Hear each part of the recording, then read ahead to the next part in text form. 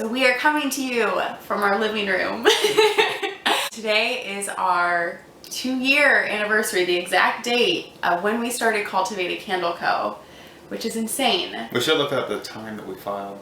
The exact time. Like the time you're born. So it's like a birthday. I mean, that's what I think of when I think of anniversaries. Like, I keep thinking this is Cultivated Candle Co's birthday. Yeah, it is. Same thing. Does it feel like it's been more than 2 years to you, or less than 2 years? Feels like more than. Yeah. It feels like we've been doing this, like not in a bad way, but it feels more like, it feels more like 4. I'd say 4 years. Dang. What about you? I always have this thing with time where I always say More and less. Yes. I say this all the time. What a great answer. When we look back at the past year, actually the past 2 years is really what we looked at. We kind of did some arithmetic. Nice. Around specifically what we have made, what we've done, accomplished. The thing that shocked me, I don't know what shocked me more. So we've made almost 10,000 candles. We have worked with over 13,000 pounds of wax, which I forget the number, but how many boxes of wax I've carried in the past 2 years. Because each box is 50 pounds. And I carried in one. And then scooped the others. You guys saw if you watched in IG stories. And we've also handpicked around 2,000 vintage pieces. That's the crazy number Yeah. to me. Because I feel like I can name all of our vintage Right. pieces, but there's no way I can name 2,000. Right. And it's really weird too, because it's not only the vintage piece. Sometimes people are surprised when we remember what vintage piece they got, but it's and now hearing that it's 2,000 candles, that is a little weird. But Gotta be obsessed. yes, exactly. And they're all specifically unique. So think about how many pieces we have looked through at an antique mall. At least 10,000. Yeah, probably even more than that. We probably 10,000 is probably like... We've probably seriously considered 10,000 pieces. We bought 2,000 and we probably sorted through hundreds of thousands. Yeah. I mean, when you get to some of those big antique malls... There's so much stuff in each booth. Yeah. There'll be 200 items and we'll pick out one. That's crazy. Time to get serious. So outside of those specific numbers, something that has meant the most and is really just the most meaningful to us, and there's not necessarily a way you can measure it, is the support that we felt from you guys. Choosing our small business, it means so much to us. And I feel like a broken record because I say this all the time, but it just from the bottom of our hearts, thank you so much for your support. I think when we first started Cultivated Candle Co, I mean, my expectations for what our community would be, I couldn't have ever dreamed it would be like this, so thank you. So speaking of you guys, we asked you to submit any questions that you had for us about Cultivated Candle Co, our business, us. Some of you got real specific. Just really anything that you wanted to ask us. And last year we shot a vlog, and it's not funny, but it is kind of funny. You probably don't remember this, but we shot the vlog not knowing that your car was in the back and had been broken into. Oh, I did forget about that. Yeah.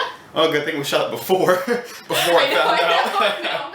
That's what I always think when I see that video, is we're just sitting there not knowing that your car's been broken into. But this year we thought it could be fun if you guys submitted questions, so we have our list, so we might as well jump in. Cool. Jumping into the first question that was submitted, at what point did you realize you were ready to start your own business? I think it was February 25th of 1992. I think I was born ready. I really do think it's somewhat genetic. Mm-hmm. Yeah, I mean, I've owned businesses or done independent things in the past, and that's just always felt right for me personally. So it just felt pretty natural. Yeah. What about you? It's always felt, right for you over working for someone else or in an office environment. I have always enjoyed working, but for some reason I never really thought of entrepreneurship as frequently or as I should, I guess. And Jeremy really introduced it to me. I indoctrinated you. I poisoned you. I don't know if I would own my own business if it wasn't for Jer. And I think that I meant to own businesses and be an entrepreneur because I love to create. But I don't know why. I don't think I would have been led there if it wasn't for you. So. Oh, wow. A blessing and a curse, huh?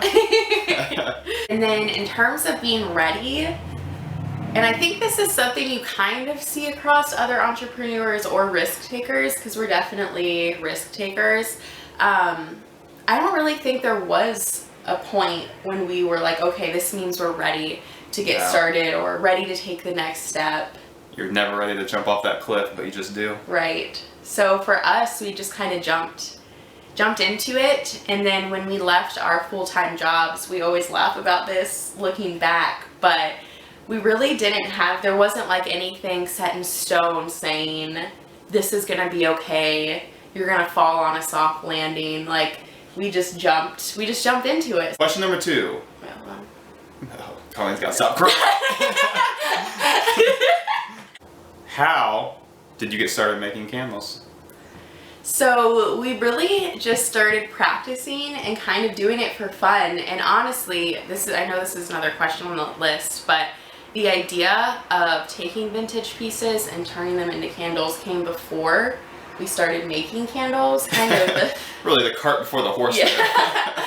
So kind of that idea triggered us to start learning, see if we liked it, because we both like doing unique things that, are different than, sitting at home watching TV or stuff like that. So we like activity-based things. So we jumped into it, and honestly, one of Jeremy's best qualities, he is like an insane learner.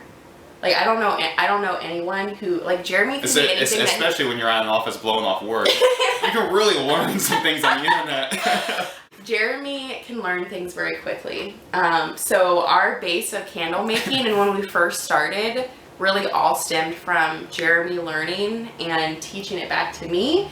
And then we just grew it from there. So we started in our 600 square foot apartment where we lived before this. That wasn't really working out. It was way too small, especially when your living room, dining room, and kitchen is all one thing. So we got a studio space, and it just kind of grew from there. All right. So 3rd question, and this is a big one. Are we married? We are not. Oh, I should have shown my hands. Yeah, if you see Jer's hands, it's stained. It's not dirt. It's stained. It's very seasonal for Halloween. But no, we are not married. And it's funny because a lot of people think we are.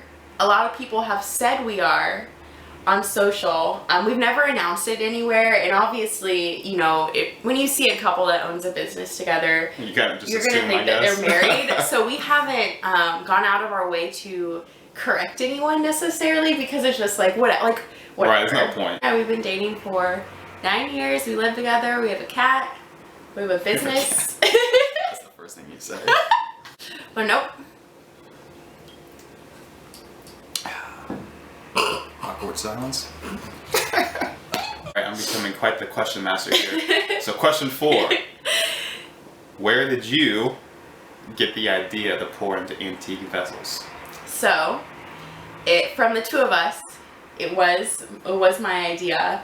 And at the time, this was actually in 2016 when I was thinking about it, I was reading this book and I was actually interested in starting a blog or just something unique because I was working a corporate job at that time and I wasn't really feeling that fulfilled or interested in it.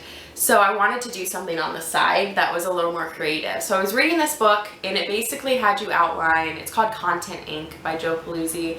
It had you outline all of your interests, and history and home decor were something that I had listed, and I just kind of had the thought, has anyone ever thought to take vintage containers and turn them into candles? And that's such a small, silly thought. I brought it up to Jer, and we were just talking about it, and then we kind of put it behind us. It was just an idea.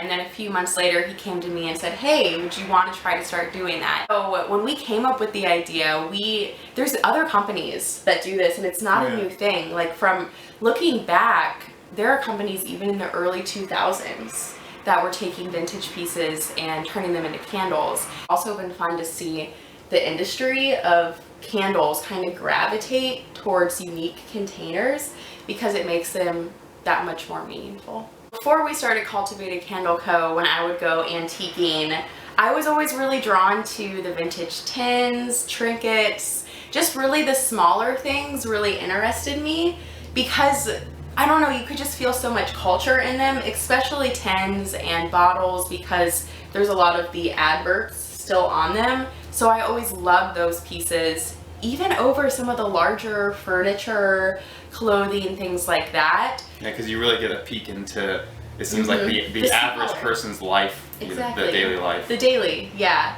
So I think the love for that kind of carried into fueling that. This wins that. But that carried into fueling that idea. Next question. How did you learn so much about vintage glass? So it's definitely a piece by piece process. Like we said, we've had 2,000 antique candles. Some of those obviously are repeats. Right. But every time we get a new antique candle, we go on the internet, we research who made it, where it's from, kind of some stories behind it. Right. So if you think about that, there's 1,000 to 2,000 times that we've Googled these antique pieces and we've hunted around the internet for it. So that's really how we've learned. Right. But we're still learning, definitely. Yeah, and it's definitely a process, and just kind of the buildup of collecting these, because even though we're not keeping them, we kind of are collectors in a way, because short-term collectors. Yeah, short-term, because we're always looking for specific pieces and new ones too. But you guys know we have our specifics, like the ones we talked about for fall, like Moon and Stars, Daisy and Button, Harvest Grape. Just learned over time, and we'll continue to learn too. So that's really exciting. All right, so have we had any funny accidents while candle making? And any accidents are not funny at the time. I'll tell you that. That's true. That is true. They're only funny in hindsight. That is true. Getting used to inventory was a little tricky. There was a time when we made batches and then realized that we didn't have wicks that we needed. So we have a pot of hot wax, and we have nothing to pour it in because we have no wicks to put into the containers. That was so bad. Yeah, I didn't think about that. I keep waiting for one of us to drop a whole batch. I know. Like in a pouring pot. Or slip, because our floor is like kind of coated in candle wax. All right, on the hot seat now. What is your favorite candle scent? This is a hard question. This is so hard because it changes all the time. Does it change all the time for you? Like when we create new collections? Because also, you guys know that we work really hard. We've made over 40 cents in the past 2 years, which is insane. So we work really hard to switch everything out on a seasonal basis. And I'm definitely a seasonal candle person. So I don't know if I can choose just one, but I'd say my top 3, and this honestly will shift. I don't see a top 3 in the question here. And this could honestly shift. I have to do top 3. I can't choose one. Funnel cake. Love the funnel cake candle. Cozy, warm. It's just a great candle year-round. Orange cream pop from our summer collection. I love that one. Not only was it fun, very refreshing and sweet. And then last, crayon apple pumpkin. That's been a fall scent we had last year, and it just reminds me of fall growing up for me. So I would say those are my top 3, but they change all the time. Like, I don't even feel comfortable just saying those 3. I can't decide. How about you? It definitely changes. Recently, I've been missing watermelon lemonade. And I've been really loving Midwest fall, so I must be in a really fresh mood. Yeah, but fresh mood. Fresh mood. But typically, I would say pumpkin donut or lemon cake. Yes. Yeah, you typically do go for the more rich ones, so that's surprising that 2 fresh ones. We love them all, and it's really fun to come up with new scents on a seasonal basis. Okay, so the next question someone asked is, can I come join you on one of your antique hunts? So you are not the first person to ask this question, and honestly, as the company grows, like who knows what events we could have. A virtual reality app. Yeah, Put on your headset and come antiquing. But I'm so thankful for Instagram stories specifically, and some vlogs that we've done for allowing us to bring you along on the vintage hauls, because they're a lot of fun, and thank you for following along. So we had a few different questions about scents, so we can kind of bundle those together. So how do you choose the scents, and how do you get the scents so spot on? We did not submit that question ourselves. So I would say testing. Testing is probably the second biggest thing. I would say the biggest thing is my intuition on scents. Or maybe it's your intuition. Yeah, it's probably your intuition. Just intuition on scents. In terms of choosing? In terms of what to blend together. Right. What kind of ratios that we're going to start testing with. And then outside of that is doing the actual testing. You guys know that we ask you a lot of times for your thoughts when we're approaching a fun new season. And then just like Jer said, it all comes down to testing and kind of knowing, okay, these are the scent notes we're working with. I know that clove we're gonna want that to be the main note, and cedarwood is really strong. So maybe less cedarwood, more clove, and we kind of test it and tweak it from there. Our scent that had the most testing, do you know what it is, the scent with the most testing? I believe it's so. in this collection we have right now. Yes, I do know. What is it? Country Coffee Shop. Country Coffee Shop. Coffee is actually a really hard aroma to get into a soy candle. A lot of times it's just very chocolatey. Right, yeah, and we wanted to have some mocha, but not like the entire thing. So I think the version we have now is version 5. We really played around with the measurements, how much of each note we wanted in. So it's a lot of testing, you know, kind of chatting with you guys to see what you're interested in. And then just like Jared said, intuition. Have you, Colleen, ever considered teaching an antiquing class? Like what to look for, what to shop for, etc.? So I wouldn't necessarily say like seriously considered it, but you guys know I love sharing the information that we learn on the blog. So that's we do have a how to antique blog. We do have a how to go antiquing vlog on YouTube, and it's also on our blog too. And then we've had different blogs about patterns, different vintage pieces, tins, stuff like that. So who knows, maybe in the future there'll be some type of classes. Like Jared said earlier, we're always learning. It's a continual learning process about vintage pieces, but I love learning about them, and I love sharing it with you guys. So and there'll definitely be more content around that. Yeah. Because we want people to go antiquing and enjoy it, because we enjoy it. Right, yeah, we love sharing that. The funness. I don't even know if that's a word. We love sharing the fun.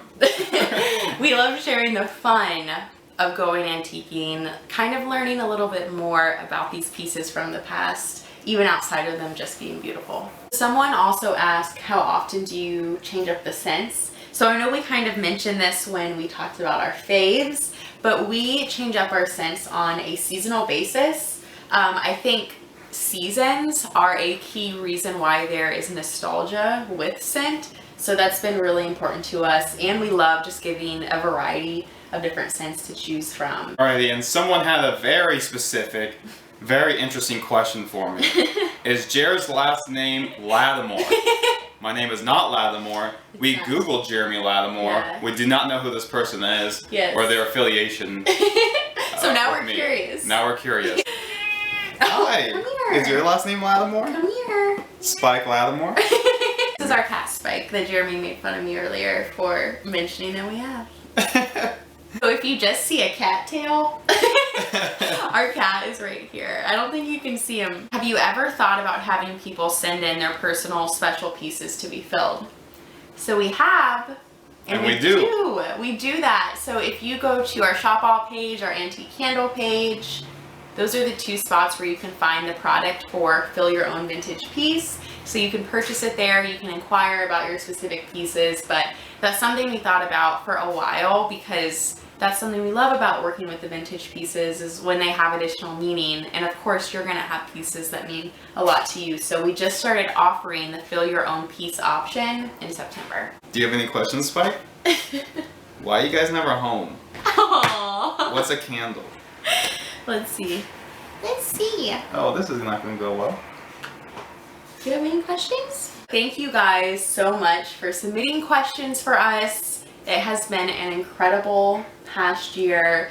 You know, we're always moving so quickly with the business, and taking the time to sit down and look back at it has been really, really enjoyable. So thank you so much for watching. Thank you so much for following, for having our candles in your home, and letting our purpose and our mission, you know, be a part of your life. So thank you so much. 2 years. Thanks, guys.